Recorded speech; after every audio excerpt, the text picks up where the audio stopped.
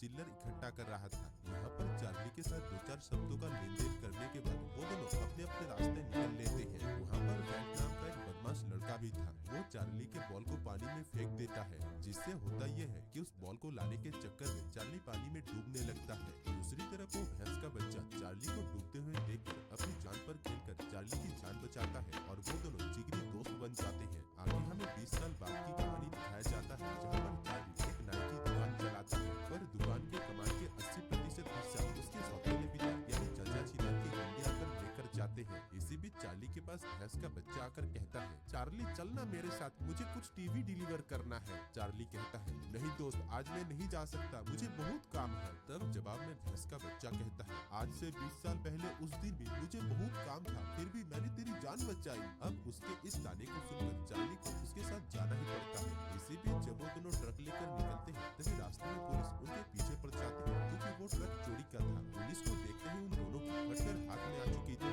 जिस वजह से वो भैंस का बच्चा ट्रक को बहुत तेजी से भगाता है और रास्ते और ट्रैफिक की माँ बहन एक करने के बाद वो दोनों बड़ी मुश्किल से उस जगह पर पहुंच जाते हैं, जहाँ पर उन्हें वो टीवी डिलीवर करना था। ट्रक तो गोदाम में आ चुका था, पर ट्रक के अंदर एक भी टीवी सही सलामत नहीं थी। चार्ली को पता चलता है कि ये सारे टीवी उसके सौतेले पिता यानी चाचा छिनार के हैं, जिसके अंदर भर भर के ड्रग्स रखा हुआ था। इसी बीच ट्रक के पीछे पीछे पुलिस भी वहाँ पर पहुँच जाते हैं और पूरे गोदाम को अपने कब्जे में कर लेते हैं। भैंस का बच्चा और चार्ली किसी तरीके से एक टर्टल से होते हुए पानी में जाकर गिरते हैं और पुलिस से बच जाते हैं। दूसरी तरफ इतना सारा माल पकड़े जाने की वजह से चाचा छिनार उन दोनों लोगों के ऊपर गुस्से में आग बबूला हो जाते हैं और उन दोनों को अपने अड्डे पर बुलाकर कहते हैं, चार्ली, तुम्हारे पिता के अचानक मौत होने के बाद मैंने तुम्हारी माँ से वादा किया कि मैं तुम्हें शेर के बच्चे की तरह पालूंगा, अपना लाड प्यार दूंगा, लेकिन तुम तो एक डरपोक चूहे के बच्चे निकले। जो सब कहते कहते चाचा छिनार उन दोनों को इस नुकसान का भरपाई करने का और एक मौका देते हैं। वो उन दोनों के हाथों में एक लिफाफा पकड़ाकर उन्हें ऑस्ट्रेलिया जाकर उसे गैंगस्टर मिस्टर स्मिथ तक पहुंचाने के लिए कहते हैं। इसी बीच काले भैंस के हाथों में बहुत खुजली हो रही थी और वो उस लिफाफे को खोलने की कोशिश कर रहा था। तभी चाचा छिनार के गुंडे उसका कान पकड़ लेते हैं। आगे इंडिगो की फ्लाइट पकड़कर वो दोनों ऑस्ट्रेलिया के लिए निकल जाते हैं। फ्लाइट में काला भैंस अपने साथ मुट्ठी भरकर खाना भी लेकर आया था, जिसको वो चूस रहा था। चार्ली जब हल्का होने के लिए संडास जाता है, तभी वो अपने हाथ के खुजली को रोक नहीं पाता और उस लिफाफे को खोल कर देखता है। उसके अंदर $50 मिलियन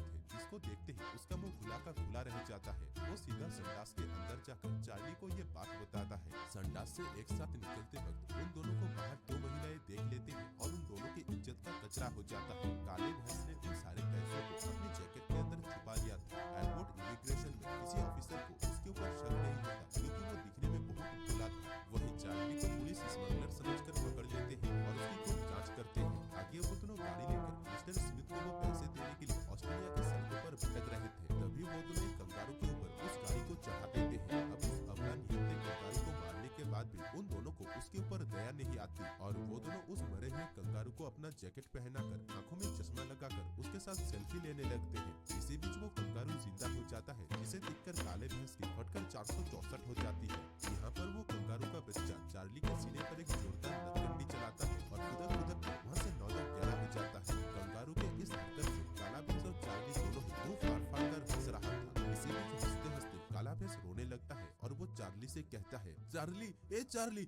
वो कंगारू पैसे लेकर भाग गया। चार्ली कहता है, तू क्या बकवास कर रहा है, किस चीज के बारे में बता रहा है? काला भैंस कहता है, मैंने वो सारे पैसे उस जैकेट के जेब में रखा था जो कंगारू पहनकर भाग गया। अब कंगारू को ढूंढने के लिए वो दोनों गाड़ी लेकर तुरंत फटाफट उसके पीछे पड़ जाते हैं। वो दोनों गाड़ी को बहुत तेजी से भगाकर उस कंगारू के पास तो पहुंच चुके थे, लेकिन कंगारू को पकड़ने से पहले वो दोनों गाड़ी को एक खाई में गिरा देते हैं, जिससे पलक झपकते ही वो गाड़ी कबाड़ में बदल जाता है। इसके बाद वो दोनों पैदल ही ऑस्ट्रेलिया के सड़कों से होते हुए एक ठेके में पहुंचते हैं और अपने लिए बियर ऑर्डर करते हैं। इसी बीच काला भैंस वहाँ के टेलीफोन से मिस्टर स्मिथ को कॉल घुमाकर उनसे झूठ कहते हुए कहता है, मिस्टर स्मिथ, हमें आने में थोड़ा देर हो जाएगा क्योंकि रास्ते में बहुत ट्रैफिक है। जिस पर मिस्टर स्मिथ कहते हैं, you bloody bitch, if you don't come in 10 minutes so I kill you and your friend. यानी 10 मिनट के अंदर ना आने पर वो उन्हें जान से मारने की धमकी देते हैं। ये बात सुनकर काले भैंस का मुंह पूरा सिकुड़ जाता है, पर वो ये बात चार्ली को नहीं बताता। ठेके से बाहर आकर जब वो एक नल से पानी चूस रहा था, तभी वो जेसी नाम की एक लड़की से मिलता है जो जानवरों की देखरेख कर रही थी। वो जेसी के सामने अपने समस्याओं का पिटारा खोलकर कंगारू पकड़ने में उसकी मदद करने के लिए कहता है, जिसमें जेसी कहती है कि वो बुशमैन में चढ़कर आसमान से ट्रैंक्विलाइजर गन के जरिए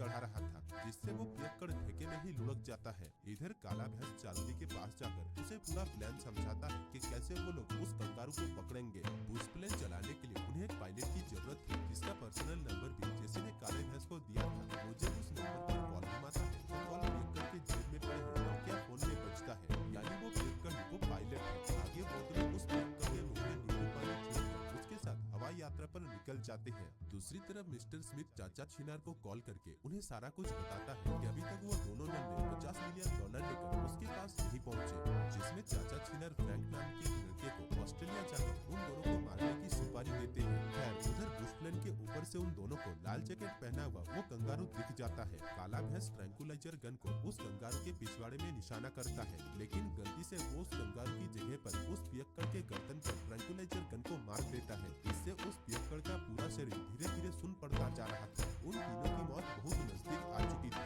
तभी चार्ली किसी तरीके से उस प्लेन को संभालता है और एक रेगिस्तान में लैंड करवाता है। आगे वो पियक्कड़ पायलट किसी को वहाँ पर मदद के लिए बुलाने के लिए प्लेन की टूटी फूटी रेडियो को ठीक करने लगता है। तभी काला भैंस चार्ली से कहता है, चार्ली माफ करना दोस्त, मैंने तुझसे झूठ कहा था। दरअसल मिस्टर स्मिथ ने कहा है कि अगर हम लोग वो पैसे उन्हें जल्द से जल्द ना लौटाए तो वो हमें छोटे छोटे पीस में काट कर उन्हें मगरमच्छ को खिला देंगे। अब उन दोनों के पास अपनी जान बचाने के लिए उस कंगारू को पकड़ने के अलावा कोई दूसरा रास्ता नहीं था, इसीलिए वो दोनों रेगिस्तान में उस कंगारू के आस में इधर उधर भटकते रहते हैं। दूसरी तरफ फ्रैंक ऑस्ट्रेलिया पहुंचकर एक आदमी से मिलता है और उससे पूछता है कि यहाँ पर गन कहाँ पर मिलेगा, जिसमें वो आदमी उसे अपने साथ लेकर जाता है। इधर रेगिस्तान में उनका सामना कई खूंखार जंगली कुत्तों से होता है जो उनका कच्चा मांस खाने के लिए बेसब्र हो रहे थे। तभी वहाँ पर बहुत तेजी से हवा आने लगता है, जिससे वो कुत्ते वहाँ से भाग जाते हैं। काले भैंस को वो हवा बहुत अच्छा लग रहा था, लेकिन उसे पता नहीं था कि वो हवा नहीं बल्कि बवंडर है जो उसे उड़ाकर दूर फेंक देता है।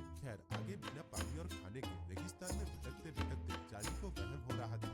वो अपने सामने एक जीप खड़ा हुआ देखता है जो कि दरअसल कोई जीप नहीं बल्कि उसका वहम था। काला भैंस जब उसे इसके बारे में समझाता है तब वो उल्टा काले भैंस के साथ ही गिर पड़ता है। इसी बीच वो अपने सामने घोड़े में बैठकर एक लड़की को आते हुए देखता है और इसे भी अपना वहम समझकर उसकी चूचिया पकड़ लेता है, जिससे वो लड़की उसके मुंह पर एक जोरदार घुसन पिलाती है। होश में आने पर वो लड़की जो कि दरअसल में जेसी थी, वो चार्ली को ऊँट के आंट से बना हुआ जूस पिलाती है। अगले दिन वो तीनों गधे ऊँट के ऊपर चढ़कर पैसे वाले कंगारू को ढूंढने के लिए निकल पड़ते हैं। एक झरने के पास आकर वो तीनों एक पिलेन बनाते हैं और कुछ बॉलों को रस्सियों के साथ जोड़कर उससे कंगारू पकड़ने का हथियार तैयार करते हैं। दूसरी तरफ फ्रैंक अपने भाड़े के गुंडों के साथ चार्ली और उस काले भैंस को मारने के लिए उस रेगिस्तान में पहुंच चुका था। इधर उन तीनों को वो पैसे वाला कंगारू दिख जाता है तो वो तीनों अपना वेशभूषा बदलकर उसके पीछे पड़ जाते हैं। इसी बीच काले भैंस के पैर से होते हुए ढेर सारी चिड़िया उसकी गुफा के दरवाजे तक पहुंच चुका था, जिसके दर्द से चीख कर वो वहाँ पर अपना पैंट उतारने लगता है, जिससे वो कंगारू वहाँ से भाग जाता है और उनके पूरे किए धराए पर पानी फिर जाता है। आगे जेसी जब झरने के पानी में नहा रही थी तभी चार्ली उसके पास आकर उसकी पप्पियां लेने लगता है। जेसी भी उसे मना नहीं कहती क्योंकि वो भी बहुत गर्म हो रही थी। तभी काला भैंस बीच में हड्डी बनकर उनके बीच में आ टपकता है। खैर आगे जब वो तीनों एक पेड़ के छाव के नीचे सो रहे थे तभी मिस्टर स्मिथ अपने भाड़े के गुंडों के साथ वहाँ पर आकर उनसे पैसे मांगने लगता है। काला भैंस उनके सामने अपनी सारी दुखद घटनाएं बताता है कि कैसे उसने अपने पैसों से भरा हुआ जैकेट एक कंगार को पहना दिया और वो कंगार वहाँ से भाग गया। जो सुनते ही मिस्टर स्मिथ उन दोनों को मारने के लिए जाता है। तभी जेसी मिस्टर स्मिथ के सामने एक प्रस्ताव रखते हुए कहती है, मिस्टर स्मिथ अगर आप इन दोनों को छोड़ देते हो तो मैं उस कंगारू को ढूंढने में आपकी मदद करूंगा।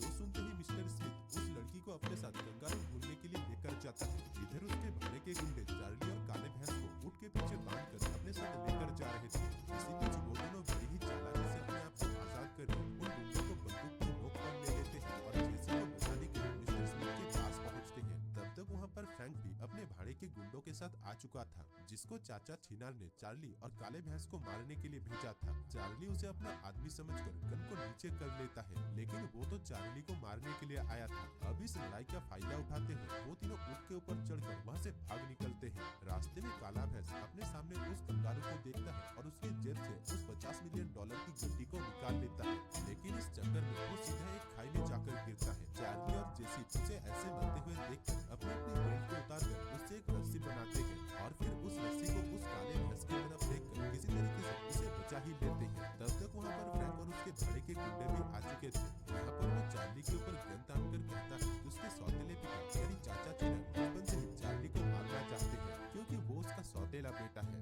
लेकिन उसकी माँ के साथ शादी करने की वजह से वो उसे सरेआम मार नहीं सकता था, जिस वजह से चाचा छिना ने उसे चार्ली को मारने के लिए भेजा है। जो कहकर वो उसे मारने के लिए जा ही रहा था कि तभी वहाँ पर पुलिस भी पहुँच जाते हैं और फ्रैंक को पकड़ लेते हैं। इसके बाद मूवी के अंत में हम देखते हैं कि चार्ली ने उस लड़की के साथ शादी कर लिया है और वो और काले भैंस ने मिलकर उस $50 मिलियन से अपने लिए एक बहुत बड़ा कंपनी में खड़ा कर दिया है, जिसके पैसों से वो तीनों एक पर्सनल यॉट पर खूब मस्ती करते हैं। और दोस्तों, इसी के साथ ही इस मूवी की कहानी भी समाप्त हो जाती है।